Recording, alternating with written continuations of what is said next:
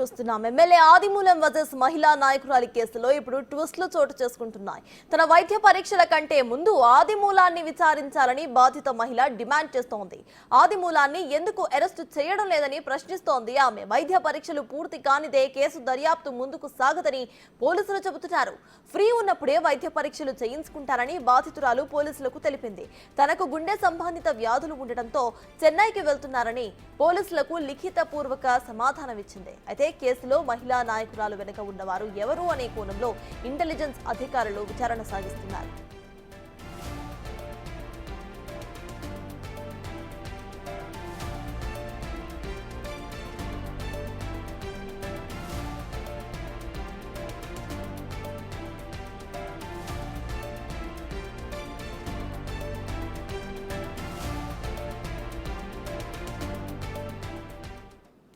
ఈ కేసుకు సంబంధించిన అప్డేట్స్ మా ప్రతినిధి దామోదర్ అందిస్తారు. దామోదర్, చెప్పండి, ఇటు తన వైద్య పరీక్షల కంటే ముందు ఆదిమూలాన్ని విచారించాలని అటు బాధిత మహిళ డిమాండ్ చేస్తోంది.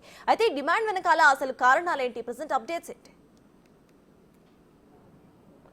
సర్తాజ్ ఆదిమూలము వర్సెస్ మహిళా నాయకురాల మధ్య జరుగుతున్న వివాదం రోజు రోజుకు జటిలంగా మారుతుంది. ముఖ్యంగా ఏదైతే 4 రోజుల క్రితం ఆమె తనతో ఆదిమూలం గడిపిన వీడియోలో అదే తనను బలవంతం చేశాడంటూ ఆరోపిస్తూ తిరుపతిలో హైదరాబాద్లోనే మీడియాకు సమాచారం విడుదల చేయడం, ఆ తర్వాత ఏదైతే ఆదిమూలం ఆసుపత్రిలో చేయడం జరిగిన అదే రోజు రాత్రి ఆమె ఏదైతే వీడియోలు విడుదల చేసిన రాత్రి హైదరాబాద్ నుంచి తిరుపతికి వచ్చి తిరుపతిలో ఈస్ట్ పోలీస్ స్టేషన్లో ఫిర్యాదు చేసిన నేపథ్యం, ఆ తర్వాత జరిగిన పరిణామాలు చూస్తుంటే ముఖ్యంగా ఏదైతే వైద్య పరీక్షల కోసం పోలీసులు కోరిన ప్రతిసారి ఆమె ఏదో ఒక రకంగా చెప్పి వాయిదా వేసుకుంటున్నది. ఇప్పటికీ 3 సార్లు పోలీసులు ఈ విధంగా కోరిన తర్వాత ఆమె స్టేషన్కి వచ్చి హాజరై వివిధ కారణాలు చెప్పి తప్పించుకుంటుంది. నిన్న కూడా ఆమె తిరుపతి ఈస్ట్ పోలీస్ స్టేషన్ వద్ద విచారణకు హాజరైంది. ఈ సందర్భంగా పోలీసులు ఖచ్చితంగా మీరు వైద్య పరీక్షలు నిర్వహించుకోవాలి, లేకపోతే కేసు బలంగా ఉండదు, అదేవిధంగా దర్యాప్తు ముందుకు సాగే అవకాశం లేదంటూ చెప్పినప్పటికీ తనకు గుండె నొప్పిగా ఉంది, అవసరమైతే తాను శస్త్రచికిత్స కూడా చేయించుకోవాల్సి ఉంటుంది, కాబట్టి ఆ తరువాత నేను ఏదైతే తనకు ఆరోగ్యం మెరుగుపడిన తర్వాత వైద్య చికిత్సలు నిర్వహించుకుంటానంటూ ఏదైతే వైద్య పరీక్ష చేయించుకుంటానంటూ చెప్తుంది. మొత్తం మీద అయితే ఈ కేసుకు సంబంధించి ఆమె తెలిపిన దాని ప్రకారము జూలై నెలలో జూలై నెలలో ఆమె ఏదైతే భీమాస్ ప్యారడైజ్ హోటల్లో ఎమ్మెల్యేతో గడిపినట్లు ఎమ్మెల్యే తనను బలవంతం చేసి చేర్చాడని కూడా ఫిర్యాదు చేసిన నేపథ్యం. ఆగస్టు 10వ తేదీన ఆ విజువల్స్ రికార్డ్ చేసినట్లు కూడా ఆమె చెప్తుంది. ఈ నేపథ్యంలో నెల రోజుల తర్వాత వైద్య పరీక్షలు, నెలపాటు అవశేషాలు శరీరం మీద కానీ అదేవిధంగా ఏదైనా అంగాల్లో కూడా ఉండే అవకాశం ఉందని డాక్టర్లు చెప్తున్న నేపథ్యంలో ఇప్పటికే నెల రోజులు దాటిపోయిన పరిస్థితి. ఇలాంటి పరిస్థితుల్లో పూర్తి స్థాయిలో వైద్య పరీక్షల ఫలితాలు ఎలా ఉంటాయన్నది డాక్టర్లకు కూడా అర్థం కాని పరిస్థితి. మనము ఒక సీనియర్ గైనకాలజిస్ట్ని ఈ విషయం మీద ప్రశ్నిస్తే నెల రోజుల పాటు అవశేషాలను గుర్తించే అవకాశం ఉంటుంది, ఆ తర్వాత అవి బయటపడే అవకాశం లేదని కూడా చెప్తున్నారు. దీంతో కేసు మరింతగా బలహీనపడే అవకాశం ఉంటుందని పోలీసులు ఆందోళన చెందుతున్న పరిస్థితి. ముఖ్యంగా గత నెల 10వ తేదీ తాను గడిపినప్పుడు 10వ తేదీ లోపల నెల రోజుల లోపల వైద్య పరీక్షలు చేయించుకుంటే కొంత కేసులో ముందుకు పోయే అవకాశం ఉంటుందని భావిస్తున్న పోలీసులకు ఆమె ఏదైతే ఆమె సహాయ నిరాకరణ ఇబ్బందిగా మారిందని కూడా వారు అంటున్నారు. నిన్న ఆమె పోలీస్ స్టేషన్కి వచ్చిన సందర్భంగా ఎందుకు ఈ కేసులో ఆదిమూలాన్ని మీరు విచారించలేదు, ఆదిమూలాన్ని ఎందుకు అరెస్ట్ చేయలేదంటూ ప్రశ్నించిన నేపథ్యం.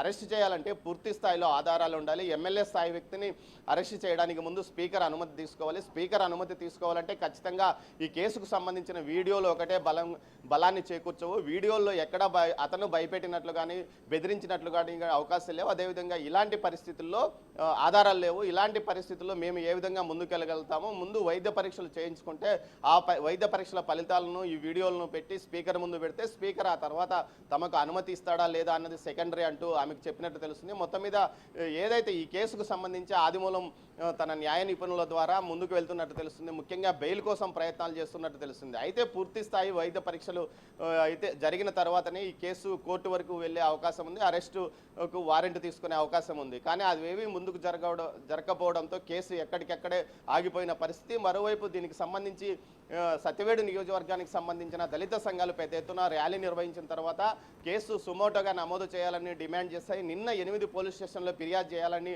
ముందుగా నిర్ణయించుకున్నప్పటికీ ఎమ్మెల్యే వారించినట్లు సమాచారం. ముఖ్యంగా ఈ విషయం మీద పార్టీ అధిష్టానం కొంత సీరియస్గా ఆగ్రహం వ్యక్తం చేయడంతో పాటు ఇలాంటి వ్యవహారాలు ముందుకు వస్తే ఇంకా కేసు మరింతగా ప్రజల్లో మరింతగా చులకన అయ్యే అవకాశం ఉంది. ముందు మీ వర్గాన్ని సముదాయించుకోమంటూ ఎమ్మెల్యే మనుషులకు చెప్పినట్లు సమాచారం. మొత్తం మీద దీనికి సంబంధించి అటు వరలక్ష్మి ఏదైతే మహిళా నాయకురాలు ఎవరున్నారో ఆమె విషయంలో పూర్తి స్థాయిలో ఎక్కడ ఆమెను వెనక నుంచి ఎవరు ఈ దానికి ప్రోత్సహించారు, లేకపోతే ఆమె ఒక్కతే సొంత ఇండివిజువల్గా ఈ వ్యవహారం నడిపింది, ఆమె భర్త, లేకపోతే వెనక ఎవరన్నా సర్తా చెప్పండి.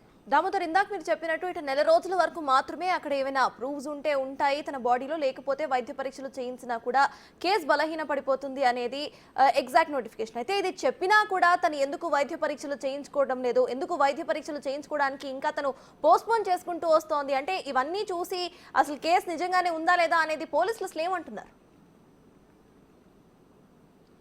అంటే ఓ రకంగా ప్రచారం జరుగుతున్న దాన్ని బట్టి చూస్తే సర్తాజ్ ఆమె లక్ష్యం నెరవేరింది. ఏదైతే ఎమ్మెల్యేని బలహీనపరచాలని చూసిందో, ఎమ్మెల్యే యొక్క వ్యవహారాలను బయటికి సభ్య సమాజానికి తెలియజెప్పాలనుకుందో, ఆ విషయంలో పూర్తి స్థాయిలో ఆమె సక్సెస్ అయిందని కూడా అంటున్నారు. ముఖ్యంగా ఆ వీడియోలు బయటకు వచ్చిన తర్వాత ఎమ్మెల్యేను పూర్తి స్థాయిలో పార్టీ నుంచి సస్పెండ్ చేయడం జరిగింది. అదేవిధంగా అతనికి ఉన్న పలుకుబడి కానీ అతని యొక్క పూర్తి స్థాయిలో అతను ప్రజల్లో పల్చబడ్డ పరిస్థితి, అతని ప్రభావంగానే అతనికి అధికారులు కూడా మాట వినే పరిస్థితి ఉండదు. రాష్ట్ర ప్రభుత్వం కూడా అలాంటి ఆదేశాలు జారీ చేసే అవకాశం ఉన్న నేపథ్యంలో ఎమ్మెల్యేని పూర్తి స్థాయిలో డమ్మీగా మారిపోయిన అవకాశం. ఇలాంటి పరిస్థితి కోసమే కొంతమంది ఆమె వెనక నుంచి కుట్ర చేశారా అన్న కోణంలో కూడా ఇంటెలిజెన్స్ వర్గాలు దర్యాప్తు చేస్తున్నాయి. మొత్తం మీద దీనికి సంబంధించి ఎందుకు ఆమె వైద్య పరీక్షలకు వెనకాడుతుంది అంటే ఎమ్మెల్యే బలవంతం చేయలేదా, లేకపోతే ఇష్టపూర్వకంగా వచ్చిందా అన్న విషయాలు పక్కన పెడితే పూర్తి స్థాయిలో ఏదైతే వైద్య పరీక్షలు పూర్తిగా నిర్వహించుకుంటే తప్ప ఈ కేసు ముందుకు వెళ్ళే అవకాశం లేదని తెలిసినప్పటికీ ఎందుకు ఆమె వెనకాడుతుందా అన్న విషయం మీదనే ఇప్పుడు